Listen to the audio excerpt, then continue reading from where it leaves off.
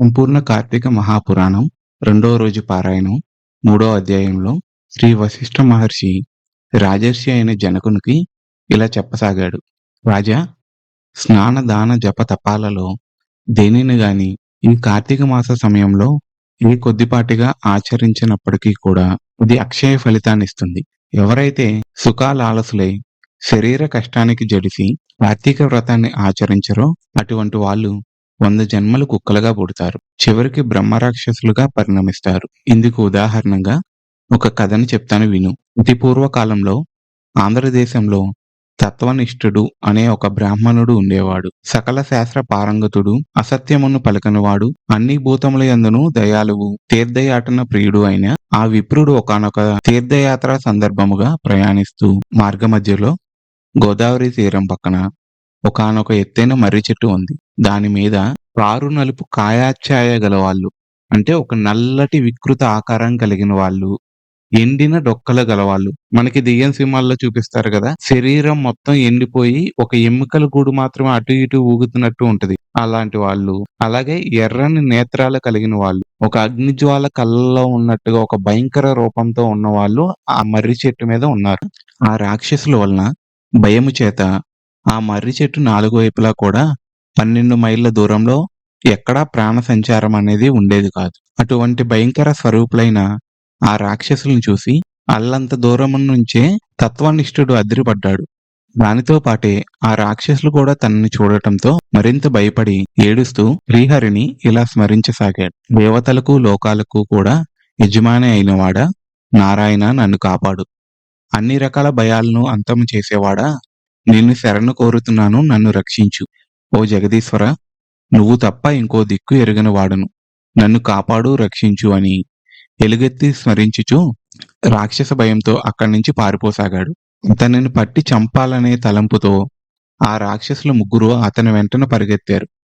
ఆ రాక్షసులు బ్రాహ్మణ్ణి చేరువవుతున్న కొద్దీ సాత్వికమైన విప్ర తేజస్సు కంటబడటం వలన తెరిపి లేకుండా అతనిచే స్మరించబడుతూ ఉన్న హరినామములు చెవులు పడటం వలన వెంటనే వారికి జ్ఞానోదయమైంది. అదే తడవుగా తత్వనిష్ఠునికి ఎదురుగా చేరుకుని తత్వనిష్ఠునికి ప్రణామం చేసి, మా వల్ల మీకు ఎలాంటి చెడు జరగదని చెప్పి, ఓ బ్రాహ్మణుడా, నీ దర్శనముతో మా పాపాలు నశించిపోయాయి అని మళ్లీ మళ్లీ నమస్కరించారు. వారి నమ్రతకు కుదుటపడిన హృదయంతో తత్వనిష్ఠుడు, మీరెవరు, చేయరాని పనులు ఏమి చేయటం వలన ఇలా అయిపోయారు? మీ మాటలు వింటుంటే బుద్ధిమంతుల్లా ఉన్నారు, మరి వికృత రూపాలేమిటి? నాకు వివరంగా చెప్పండి, మీ భయ బాధావళి తొలిగే దారి చెప్తాను అన్నాడు. అప్పుడు ఆ రాక్షసులో ఒకడైన ద్రావిడు తన కథను చెప్పడం మొదలుపెట్టాడు. విప్రోత్తమా, నేను ద్రావిడును.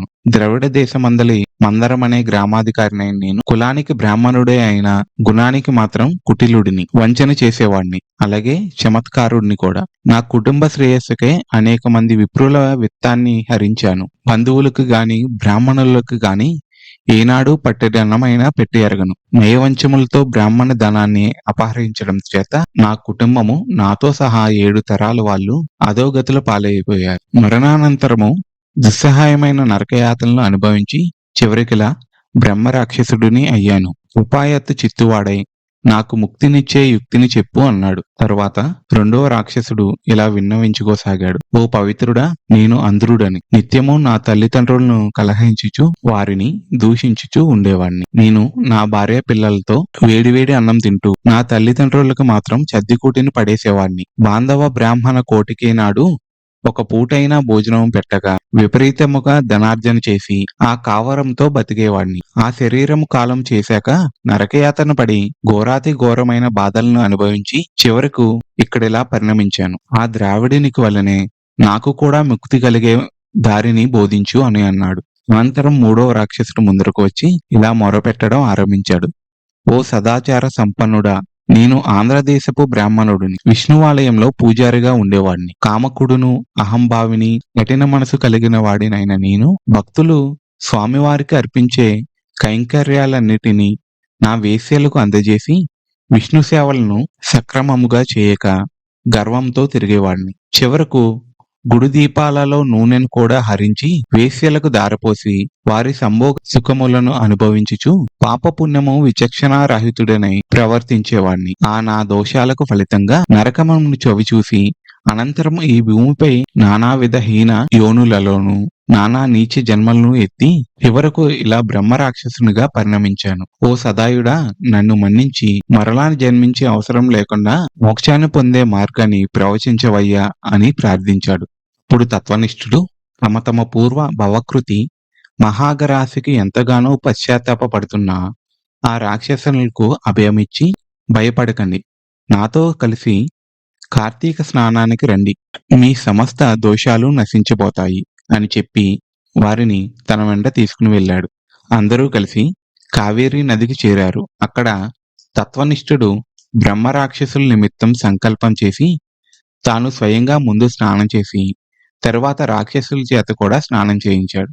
అనంతరం ఆ తత్ఫలాన్ని బ్రహ్మరాక్షసులు దారపోయగా వారు విగత దోషులు దివ్యవేషులు అయి తక్షణమే వైకుంఠానికి ప్రయాణమయ్యారు అని వశిష్ఠముని జనక మహారాజుతో చెప్తూ, విదేహరాజా, అజ్ఞానము వలన కాని మోహ ప్రలోభావాల వలన కాని ఏ కారణము చేతనైనా గాని కార్తీక మాస సూర్యోదయం వలన కావేరీ నదిలో స్నానమాచరించిన విష్ణువును పూజించిన వాళ్లకు నిస్సందేహముగా 10,000 యజ్ఞాలు చేసిన ఫలము కలుగుతుంది. అందువల్ల ఏదో ఒక ఉపాయం చేసైనా సరే కార్తీకంలో కావేరీ స్నానం తప్పకుండా చేయాలి. కావేరీలో సాధ్యము కాకపోతే గోదావరిలో అయినా సరే మరెక్కడైనా సరే మీరున్న ప్రాంతంలో ఏ నదీ తీరం ఉన్నా సరే అక్కడ స్నానం చేసి తీరాలి. అలా ఎవరైతే కార్తీక దామోదర ప్రీతిగా ప్రాంత స్నానం చేయరో వాళ్ళు 10 జన్మలు చండాలపు యోనులో పుట్టి అనంతరం ఊరపందులుగా జన్మిస్తారు సుమా.